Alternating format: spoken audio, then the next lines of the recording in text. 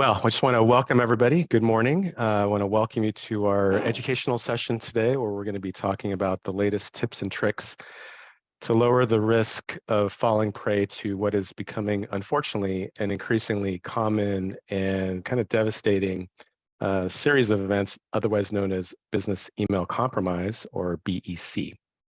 My name is Rob Schenk, and I want to welcome you today. I'm a partner here at Intelligent Technical Solutions, and we specialize in helping small and medium-sized businesses thrive by managing their technology. We help our clients do what their best work is, their most important work, which is grow their business without having to worry about the underlying technology and security platforms that form the foundation of their businesses. A few housekeeping notes. This webinar will be recorded. So if you'd like to review the content afterwards, or maybe share the content with colleagues or other folks in your business, we'll be able to do so. Happy to take questions during the webinar. We'd like to make this as collaborative as possible. We'll also have some time at the end for some Q&A. So with that, I want to get started here and welcome. So I'm honored to welcome our special guest, Andrew Hunter from Field Effect. Andrew is a security guru and what's known as a white hat hacker. He's one of the good guys. He helps protect our businesses and critical infrastructure. Andrew has over 20 years of leadership experience in security and vulnerability research, cyber capability development, and cyber operations. Andrew previously served as Deputy Director of the Canadian Security Intelligence Service, otherwise known as CSIS. So Andrew, welcome. Thanks very much. Pleasure to be here. I'll add that my deep expertise is in that sort of vulnerability research, exploit development, some of the hardest problems in computer science.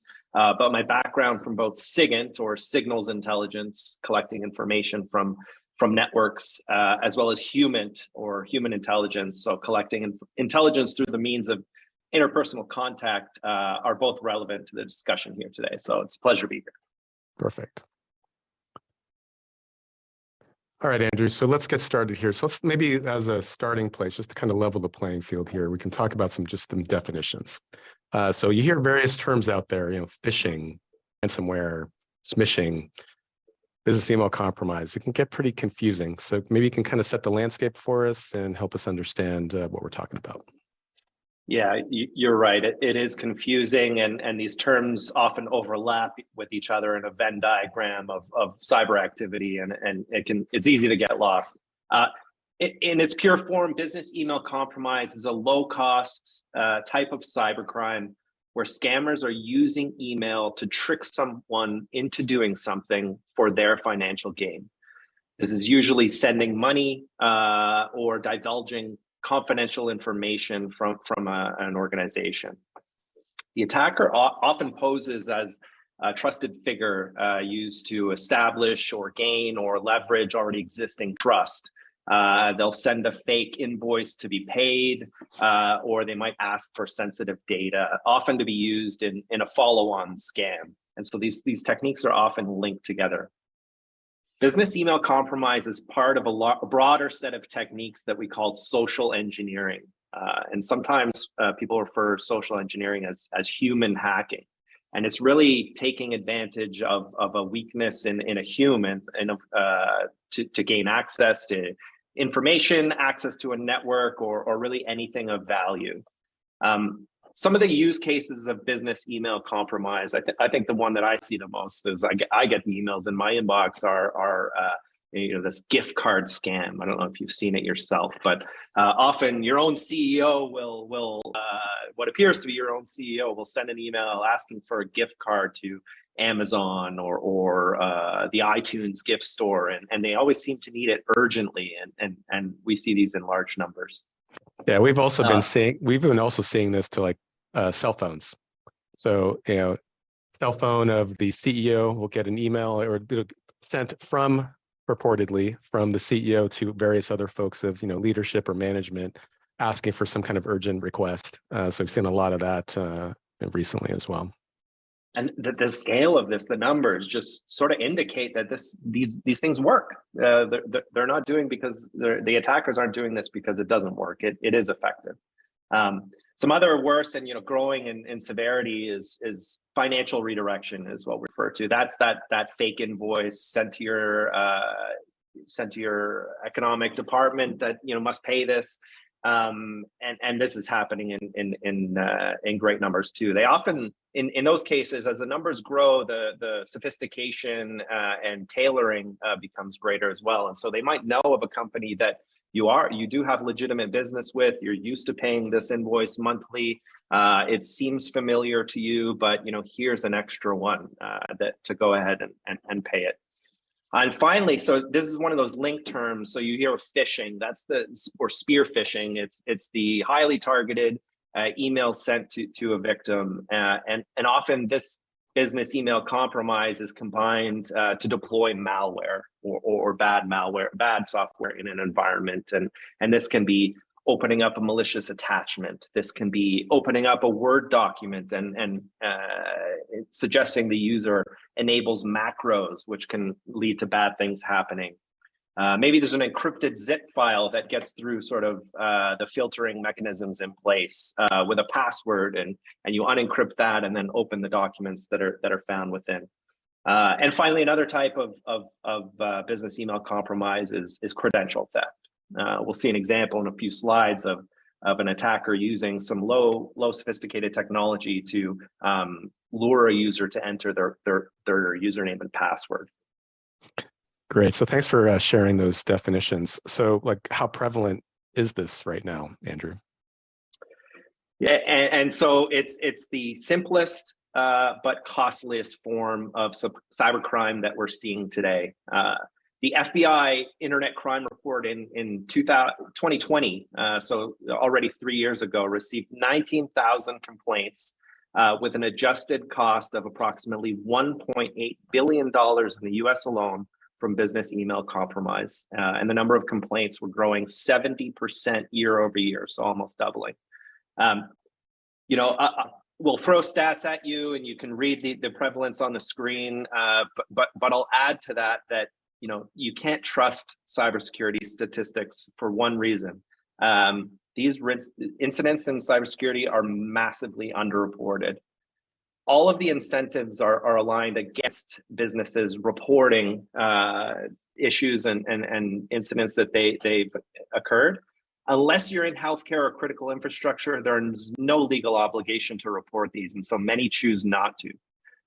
There is talk about expanding legislation and increasing the requirements for companies to report incidents, but we're not there yet. And I can tell you anecdotally at Field Effect, we do perform incident response work, or IR, and we are living this every day. We're living the scale of this. We are living businesses having to deal with truly unfortunate incidents and attempting to recover and minimizing the impact of those. Yeah, and hackers seem to be getting savvier, right? I mean, it's like they're finding additional ways to kind of get into networks. It seems like it's almost kind of like a cat and mouse game, between the good guys and the hackers. And so what are some of the ways that you're seeing hackers kind of evolving their techniques, and what are some of the trends that you're seeing right now? Yeah, absolutely. And before we talk about techniques, it's important to talk about who are these attackers.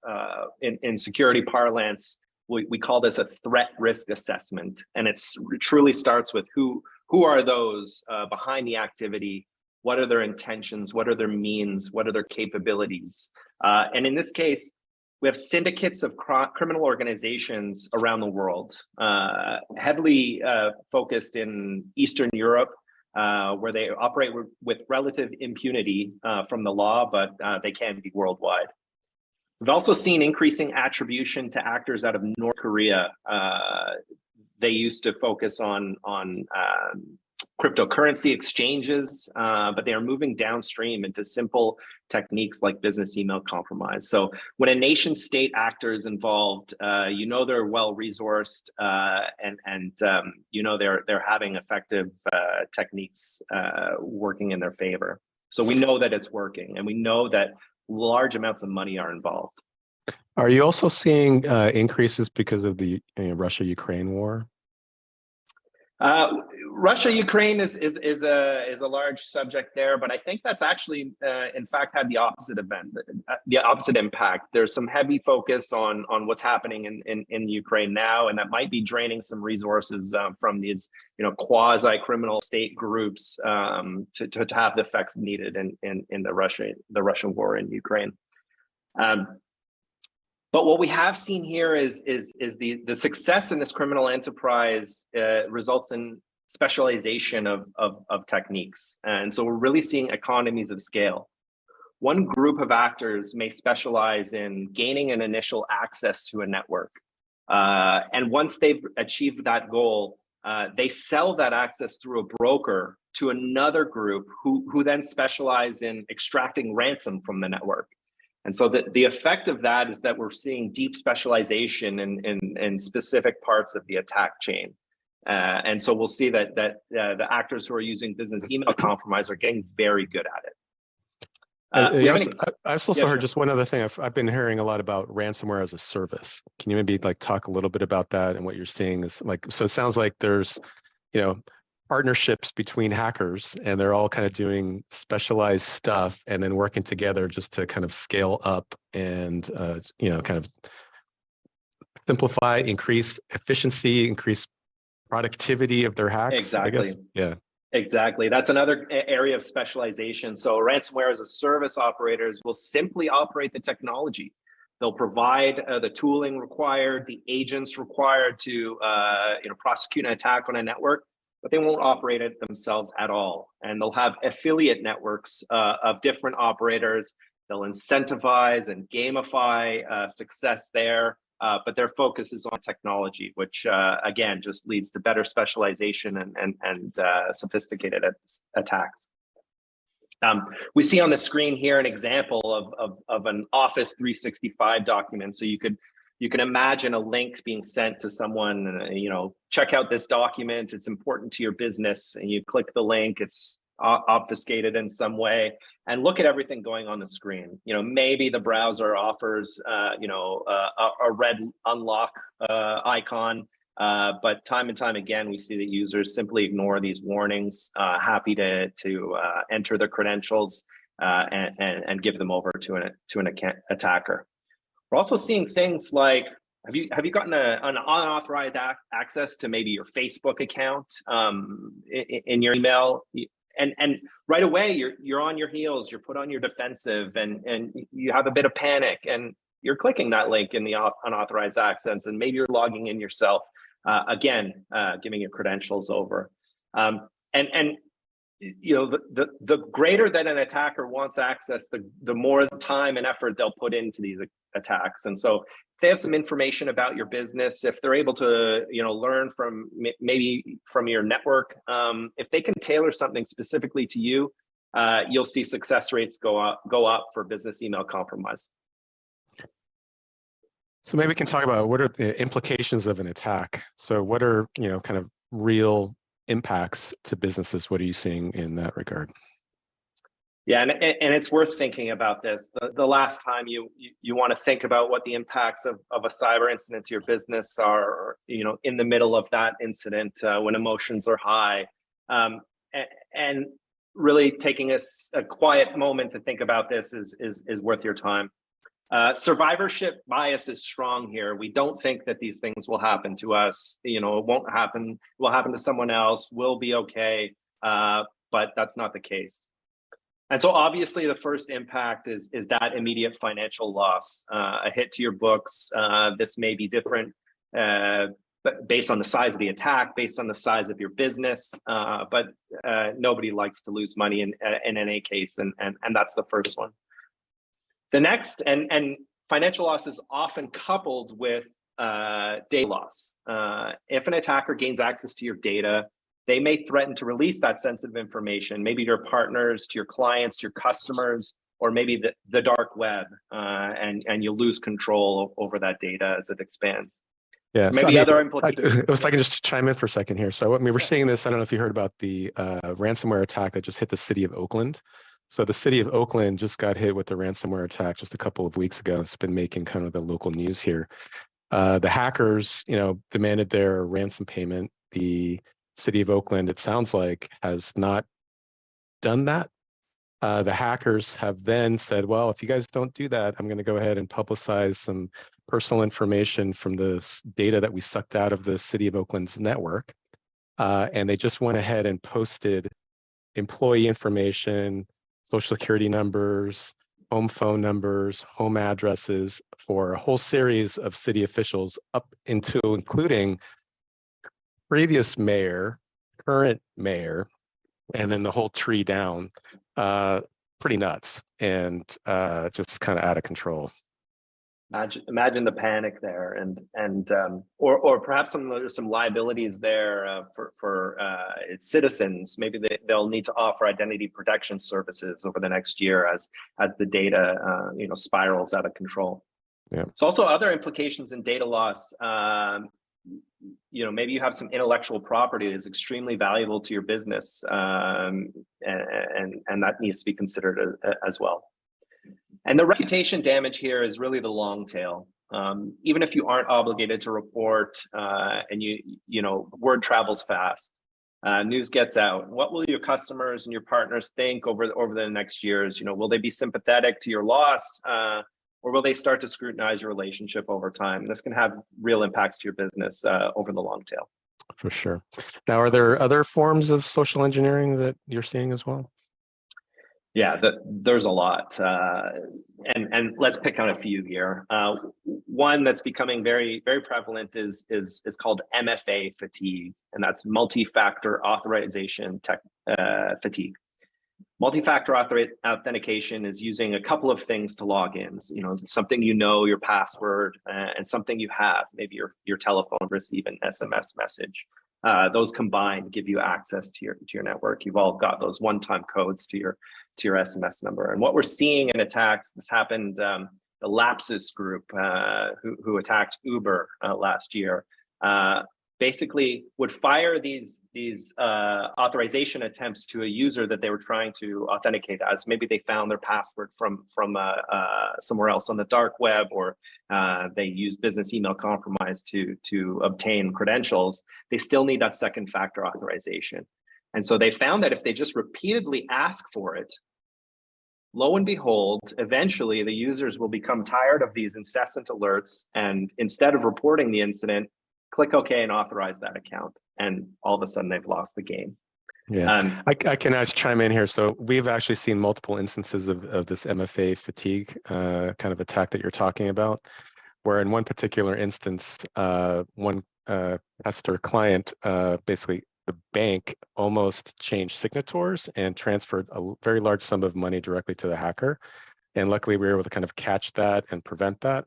But it's pretty prevalent these days. I do have a question for you, Sure. Andrew, that just came in.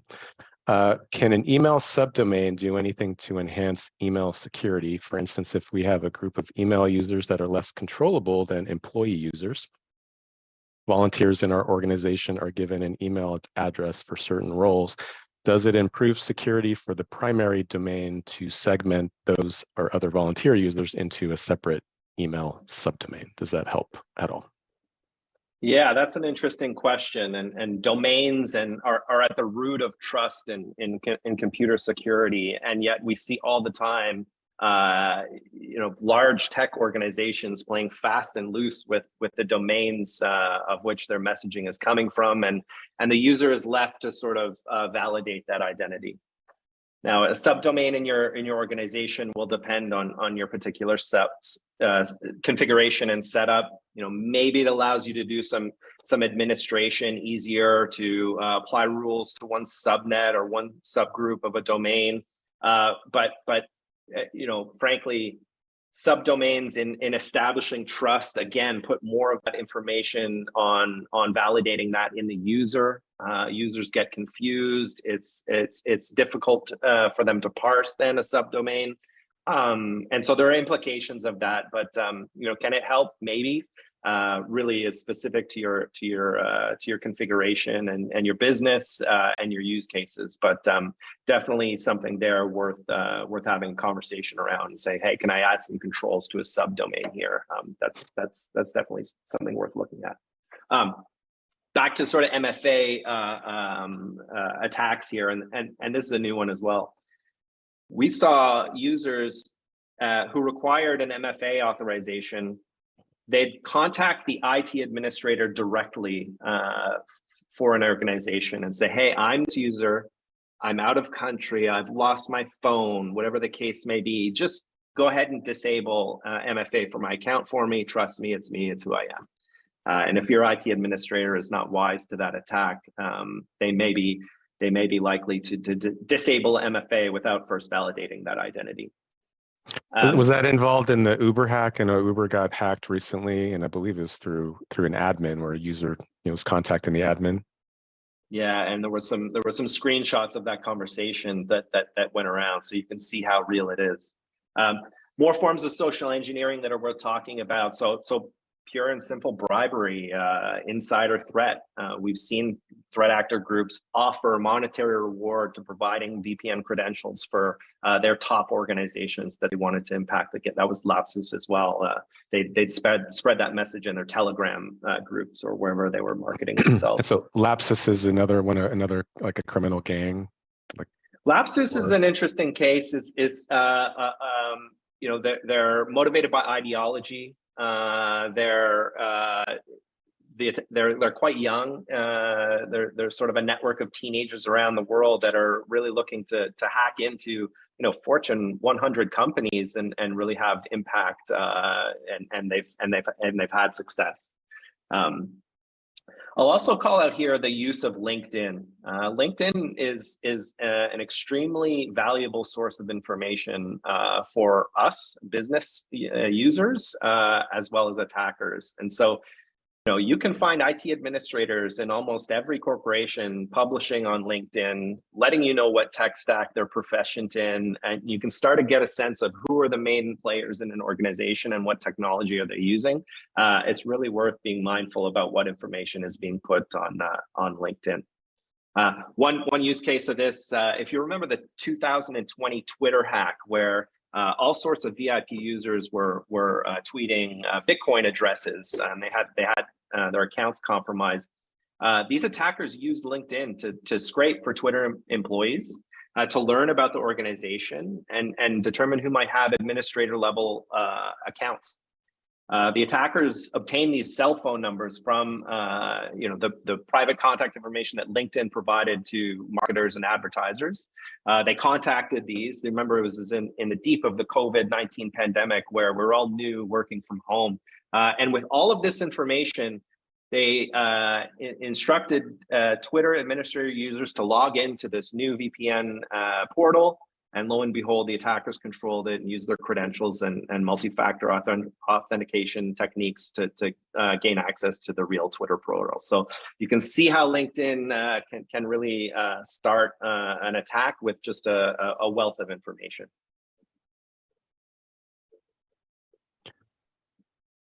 All right. So Field Effect, I think, has an arm of the business that's involved in incident response. You kind of referenced this a little bit earlier.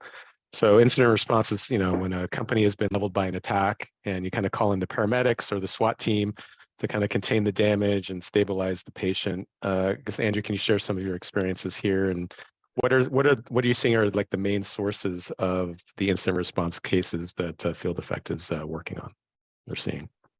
Yeah, so incident responders worldwide have been, running at full tilt for the past 4 or 5 years. The pace is truly eye-watering here, and what we're seeing is for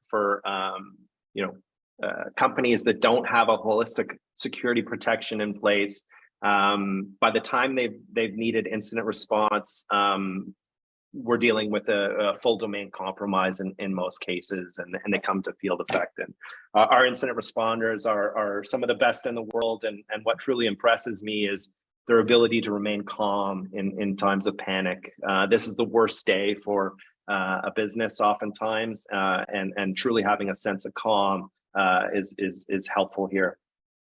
And so what we're seeing is that the majority of these attacks do have a social engineering element in play, either one that has enabled ransomware or combined alongside a purely technical attack. So during forensic analysis, where we determine the root cause of an attack, we often find that the attack started from a malicious email attachment. That is often the root cause. And even if not, if there was an unpatched server or something of that nature, we often see live communication during that attack, either via email or chat. And often the goal of the attacker during this communication is to increase panic and increase the likelihood of a payout. And they're in communication with their victims at the same time as they're continuing to observe the network and monitoring the activity. And so it's really sort of a double-headed animal here. A double whammy. So, I've heard that the average hacker is kind of inside a network for 6 to 9 months. They're doing some reconnaissance. They're trying to move laterally through a network, gain access to other accounts. They're trying to escalate their privileges to gain more administrative control, so they can go ahead and prepare for, launching some devastating attacks. Is that what you're seeing as well? Yeah, we do see that. And one of the most popular methods of doing that is to insert a simple inbox rule in an account that they have access to siphon off email silently into another account that they can read at their own pace. And we see that for weeks and months. I will highlight that in recent times, we're seeing the opposite as well. We're seeing some of these ransomware operators become quite proficient, not spend their time reading and learning about an organization, but actually moving quickly. And so from mean time to detection, we're seeing in days now. So both are true in this case. The other thing that we're seeing is really the exploitation of the contact chain here.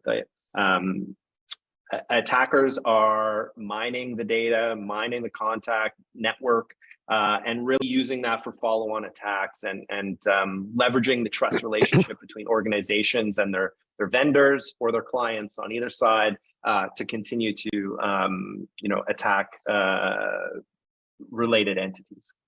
So someone gets hacked, and then the hackers, because they had success, attempt to hack them again after the fact, and kind of. Yeah, and that's called double extortion, and there are some some troubling cases of that. This is also why we don't recommend paying the ransom. We see if there's an indication that the payment is there, suddenly the ransom goes up and they demand another payment, and so that's double extortion. But we'll also see the kind of secondary extortion to other clients in the list. So maybe they use that trust relationship. They get someone, a client of an organization, to open the same message that started the first attack, and all of a sudden they have a second attack underway. So what's the deal with email, Andrew? Like, why is it so difficult to stop these kinds of attacks? I mean, like, we got spam filters, we got security awareness training. All these things are kind of in place for many companies, and these things still keep happening. What else can be done here? Should be easy, right? Yeah, it should be. Email started in the 80s, and we're in 2023 dealing with its remnants. And so it's this old archaic technology that is absolutely business essential for all of us. And so here we are. It's really a front door open to your business, open to communicating with individuals in your company. There are some new technologies like SPF and DMARC that are trying to validate the identity of mail servers online and used for spam and fraud detection. But as we've learned here today at this pace of things, they aren't perfect, and attackers can get around them. The real thing here is that attackers can try and try again. It reminds me of going on a flight and the TSA is confiscating any liquid. But from an attacker's perspective, if there's no downside, there's nothing preventing me from trying again until I'm successful. And so they're in order to change behaviors here, there has to be some disincentive to being caught. And finally, will we if we focus on email, what about LinkedIn? What about SMSs? What about Teams? What about iMessage? And so there'll always be a new form of communication. There'll always be new ways to reach a human. What about person-to-person contact, where you can solicit information from a human? There are things that we just can't address. And recall that social engineering is taking advantage of that human weakness. So until we get security agents running on humans with Neuralink, we'll be left with this reality. Yeah. Well, I'm sufficiently terrified here, Andrew. So maybe back to what can we actually do about it, and how can we protect ourselves and lower our risk here? What are our options here? So it's not all doom and gloom. There's some hope for us here. What we're talking about can we just plug the hole, is sort of an outdated methodology. It's called castle and moat in security terms. And it's the idea of, if I just build a wall so high or a moat so deep, the attackers will never be able to penetrate my castle. And that's a little outdated. So instead, we take a different approach. Because that would be like having, you're safe in your basement and a camera on the front door, and sleeping at night saying, well, nobody's going to come in my front door, my safe is safe. Instead, we take the opposite approach and we monitor everything. We have a security camera on your front door, we have a security camera on your window, we have a security camera on your back door, we have a security camera on the stairs going down to the safe, we have a security camera on the safe, and we have a security camera in the safe. We want to monitor everything to detect. We admit that there are, unknown 0 days, vulnerabilities that have not been discovered by the security community yet. And so we really take pains to monitor activity across the network to detect bad things from happening. So it's really kind of talking about kind of like just a broader view, like in order to protect something, you have to know what you have, right, as a starting place. Yeah, you need to have a situational awareness, visibility. You can't protect something without having visibility on it, and that's really the start of security. But we'll also mention awareness training. So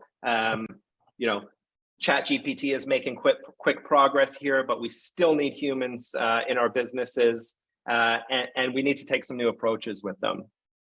So I think it's important to create a security-first culture. Educate users to be skeptical, don't trust, verify.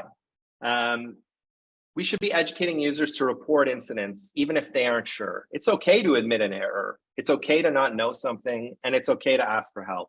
That's really important in developing a security culture. Part of a good security culture regularly identifies incidents, regularly identifies bad emails as they come in, and they know how to respond. This is not, a one and done thing. It's a muscle you build over time as you respond to each incident. Yeah, I think in our experience, what we've seen is that it really ultimately starts with leadership, because if you don't have leadership buy-in at the top, and if they're not leading by example, you're not going to create that security first culture mindset that you're talking about. We've had good success, starting with the leadership teams, getting their buy-in, and then also kind of like gamifying the process, getting people engaged, making it fun. I think to your point around, making sure that it's okay to admit an error, it's okay to report something that comes in. In fact, we want you to report it, because that way we can go ahead and protect it and make sure that you're safe. And we've also gotten feedback from companies that have deployed security awareness training program from the users themselves that, hey, you know what, I really love this training because now I can go apply it for my personal life. I can go ahead and protect my own identity in my home network and so forth.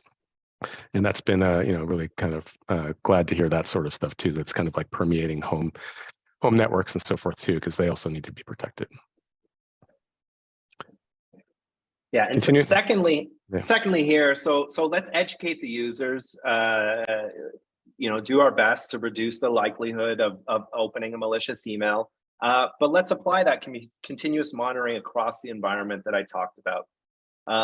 Oftentimes, we take point-in-time assessments to security. So we evaluate something, we provide a score, but the issue with this is they're out of date the minute they're completed. You really must monitor in real time. Again, cybersecurity is all about visibility. You can't protect what you can't see.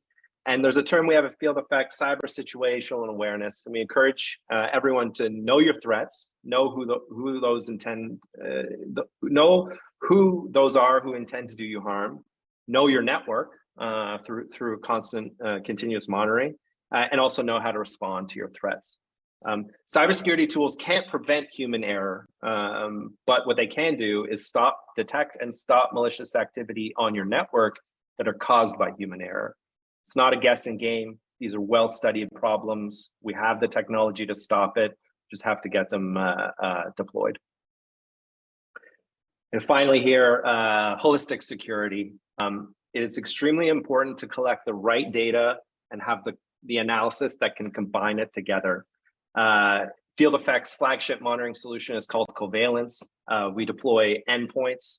We deploy a network sensor to the network, and we monitor cloud environments. And importantly, we combine all of this data together for a holistic view of your network. That's something I often find is missing in customer networks is, they've got separate tools, but they're not talking together and they don't paint a full and complete picture of the network.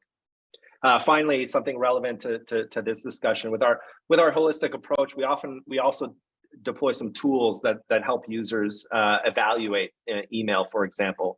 We have a service called SEAS, the Suspicious Email Analysis Service. This is a plugin that fits into your Outlook or your Gmail browser, and it allows your users to submit an email they're not sure about to the team at Field Effect, who can analyze the email itself for reputation, saving time from your IT administrators having to sort out whether this email is malicious or not.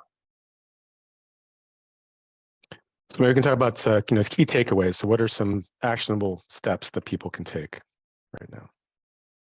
Yeah, and the key takeaways before steps are really driving home, really dispelling that survivorship bias. Business email compromise and other forms of social engineering are a serious problem, and they're leading to costly cyber incidents for a great many number of users. Attackers are getting better at what they do. They're specializing, they're trying without impunity, they're developing new techniques. This is getting worse, not better. But I do want to drive home that these are well and understood problems. There's help out there. The right cybersecurity stack can help you reduce the likelihood, reduce the impact of business email compromise and other incidents that stem from them. Great, thank you. So what else can we do? ITS can offer a free risk assessment for your network so you can understand where your holes are currently. So link here is if you want to go ahead and get that free assessment, just please go to itsasap.com/BEC. And what we'll end up doing is we'll analyze your network. We'll go ahead and meet with you and we'll review the results and then give you simple steps that you can take to go ahead and protect yourself, protect your company, and protect your data. Again, you can go ahead and register at itsasap.com/BEC. And I think that kind of wraps things up. So it looks like we have a couple other questions, Andrew, that let's see. As the first one here, what does an effective cybersecurity strategy look like? Yeah, that's a great question. I might start with the existence of one is a great first step. Big help.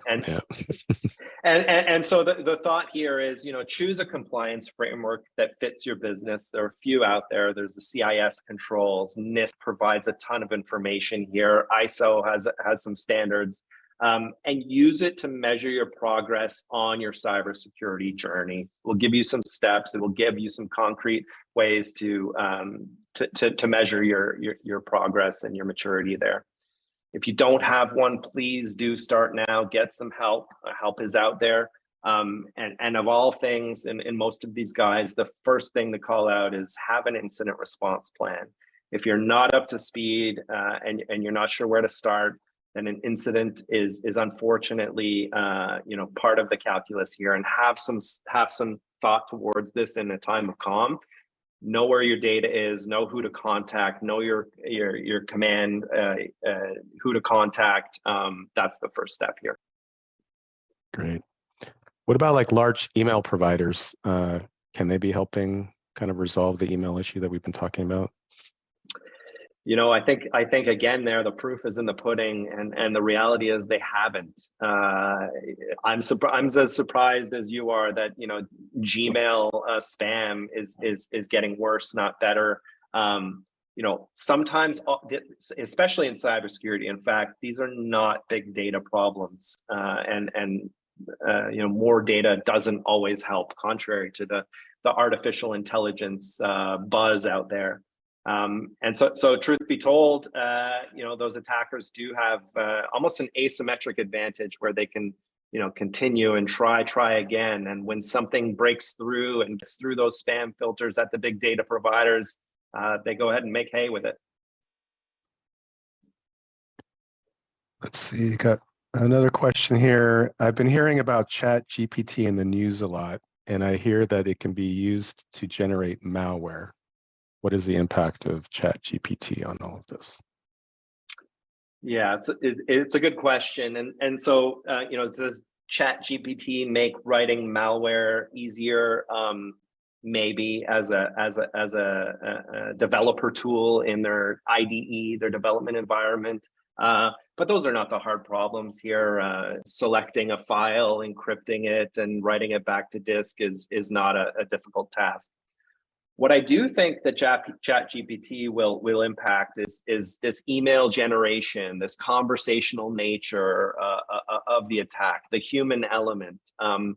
If you've interacted with ChatGPT, it's almost magical the way that it can do that. And you'll see that this will be used both on the offensive side to create content and on the defensive side to try and detect that artificially generated or that malicious content. And so we'll see this AI arms race build over time at the content layer, and let's all stay tuned. Great, we'll give it another minute or so, see if there's any other questions. I've put up my contact information. Feel free to reach out to me, connect with me. And then also I put up that link if you want to get that risk assessment for your business. I guess let me see if there's anything else coming in. So it looks like it's died down here, Andrew. So I guess with that, we'll wrap up. I want to thank everybody for spending some time with us, learning about this very important topic. I want to thank you, Andrew, for your time and expertise and sharing that with us. And hopefully everyone has found some value from this, and look forward to future conversations with you, Andrew. And thank you again, and thank you everybody for attending. My pleasure. Thanks for your time. Take care.